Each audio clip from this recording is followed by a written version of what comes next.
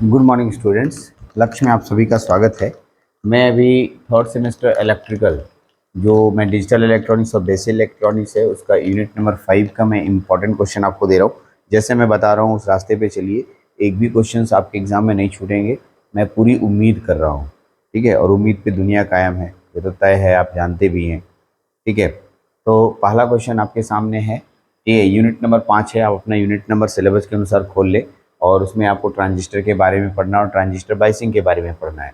तो अब पहला क्वेश्चन है, explain the working of NPN transistor. तो आप पहला क्वेश्चन ये पूछ सकते हैं कि आपको ये कैसे पता है सर कि एनपीएन ही आएगा। तो मैं ऐसा नहीं बोल रहा हूँ, मैं बोल रहा हूँ एनपीएन ज़्यादा इंपॉर्टेंट है, आप एनपीएन को पढ़ के जाइए। तो इस बात को दिमाग में सेट कीजिए कि देखिए हम लोग थोड़ा स्मार्ट तरीके से पढ़ें। यदि मैं एनपीएन को अच्छे से पढ़ रहा हूँ तो एनपीएन में जितने भी तरीके अप्लाई किए तो पीएनपी में क्या करेंगे, उसका उल्टा। उल्टा का मतलब बैटरी तो कनेक्शन करेंगे ही, साथ साथ जहाँ जहाँ इलेक्ट्रॉन फ्लो आप लिखेंगे एनपीएन में वहाँ होल फ्लो लिखाएंगे। बस यही तो करना है, इलेक्ट्रॉन को होल बना देना है और होल को इलेक्ट्रॉन बना देना है। तो आपका आराम से एक्सप्लेनेशन हो जाएगा। तो आप इसको देखिएगा, स्मार्ट तरीके से पढ़िए, एक को याद करके जाइए, जोर बी एनपीएन पे दीजिए और ठीक है पीएनपी उसके साइड में उसके नियम देख लीजिए कि कहाँ कहाँ चेंजिंग होता है। बस थ्योरी लिखना तो थोड़ा सा लिखना है, जब एनपीएन लिख पाएंगे तो पीएनपी भी लिख पाएंगे, इसलिए आप एनपीएन को ज़्यादा जोर दीजिए। एकदम इंपॉर्टेंट है ये क्वेश्चन, पूरी तरीके से रहने की पूरी उम्मीद है। दूसरा है input and output characteristic of common base. मेरे कोई बात तय है, या तो कॉमन इमीटर के इनपुट और आउटपुट कैरेक्टरिस्टिक आएंगे या कॉमन बेस के आएंगे, कॉमन कलेक्टर के नहीं आएंगे, बात तय है। तो आप कॉमन बेस और कॉमन इमीटर का इनपुट एंड आउटपुट कैरेक्टरिस्टिक पूरा अच्छे से कर जाइए, इनपुट एंड आउटपुट कैरेक्टरिस्टिक पूरा अच्छे से कर जाइए। दोनों का बाबू, इनपुट एंड आउटपुट कैरेक्टरिस्टिक में कुछ तो है नहीं, एक ग्राफ बनाना इधर एक ग्राफ बनाना इधर, उसमें तीन तीन पॉइंट है, तो फोटो लिख के आराम से बना सकते हो। और एक और अच्छा बात, दोनों का इनपुट कैरेक्टरिस्टिक तो सेम है, सिर्फ उसका एक्सिस चेंज होता है, लेकिन आउटपुट कैरेक्टरिस्टिक में चेंजिंग आता है। तो बाबू थोड़ा सा अंतर है, आप थोड़ा मेहनत कर लोगे तो दोनों में से कोई एक आ जाएगा, आपका मार्क्स भी आ जाएगा। तो थोड़ा मेहनत करना है अभी। आइए, explain voltage divider biasing and the fixed bias. मैंने दो ही बाइसिंग चुना है, टोटल मिला के 5 बाइसिंग है आपके पास, है ना, 5 बाइसिंग है। इन 5 बाइसिंग में मैंने 2 बाइसिंग चुना है आपके इंपॉर्टेंट क्वेश्चन में, एक वोल्टेज डिवाइडर बाइसिंग। मैं अगर आपको बोलूँ ठीक है वोल्टेज डिवाइडर बाइसिंग, तो मेरे अनुसार से यही आएगा। ठीक है, और दूसरा फिक्स्ड बैस भी मैं बैस पढ़ने के लिए बोल रहा हूँ, इसको भी पढ़ लीजिए। ठीक है, अब एक और बात, इस तरह के बैसिंग में मैंने दो तो चूज कर लिए। ठीक है, ऐसा भी हो सकता है कि भारती सर के सोच से एसबीटी का एग्ज़ाम में वो क्वेश्चन नहीं आए, एकदम हो सकता है। ठीक है, तो इसका सर जवाब क्या होगा, फिर नहीं लड़ेगा तो क्या होगा।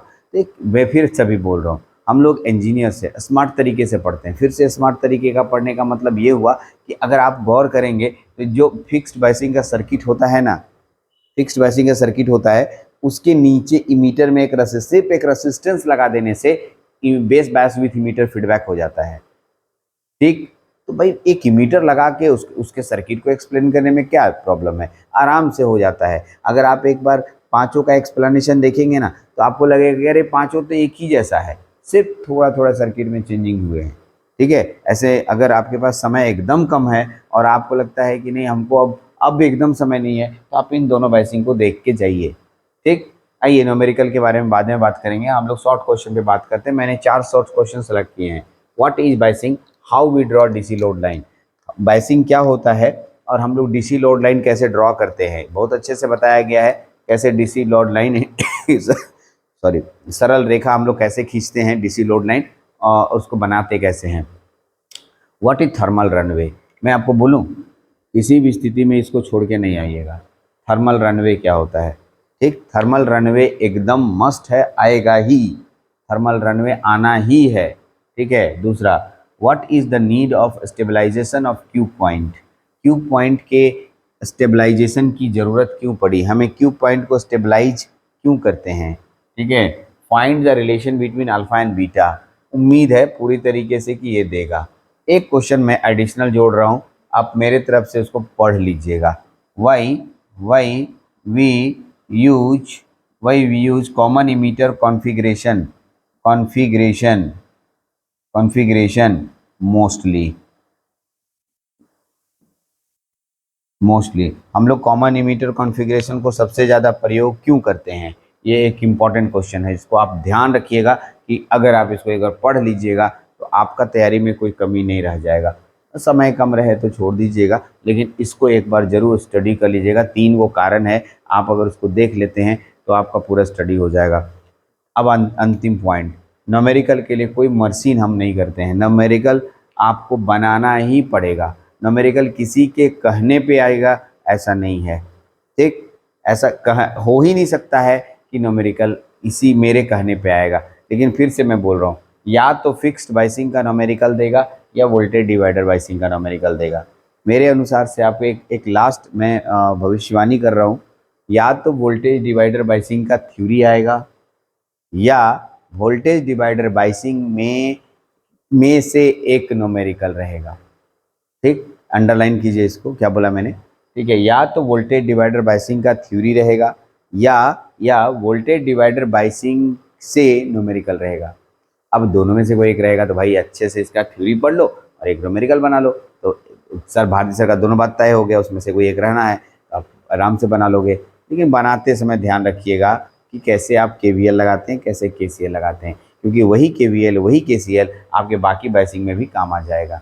दूसरा, इसमें बहुत छोटा छोटा न्यूमेरिकल दिए हैं, अल्फ़ा बीटा, अल्फ़ा दिया है, आई बी निकालो, आई निकालो, आई सी निकालो, ICBO दिया है। इन सब से रिलेटेड एक दो छोटा छोटा न्यूमेरिकल है जो 1 नंबर या 2 नंबर में पूछ सकता है। अगर समय है तो इसके न्यूमेरिकल को जरूर टच कर लीजिएगा। अल्फ़ा बीटा का रिलेशन कौन नहीं जानता है, अल्फ़ा बीटा का रिलेशन सब निकालना अच्छे से आता है, इजी में बना लेंगे। तो चलिए, ये था मेरे अनुसार से यूनिट 5 को ऐसे ही इतने ही एक्सप्लेन कीजिए, इतने ही तैयारी कीजिए। और आप अगर आपके पास समय और कम है तो मैंने जो टिक किया है या मैं बोलता हूँ उसको आप, जैसे मैंने ट्रिपल टिक किया, ये भी ट्रिपल टिक किया, ऊपर का ट्रिपल टिक है, ये दोनों बहुत ट्रिपल टिक है। तो इस तरीके से जो मैं बहुत ज़्यादा ट्रिपल टिक करता हूँ उसको एकदम पढ़ जाइए। बोर्ड में वाला एक भी नहीं छोड़ना है, बोर्ड में जितना लिखे नहीं छोड़ना है। अगर आपके पास समय है तो पूरा पढ़ जाइए, दिक्कत होती है हमसे डिस्कस कीजिए, लाइव क्लास लीजिए, मैं आपको सारा आंसर बताऊँगा। चलिए, तो इस यूनिट में इतने ही रखते हैं, नेक्स्ट यूनिट के लिए फिर से एक वीडियो जाएगा। Thank you very much.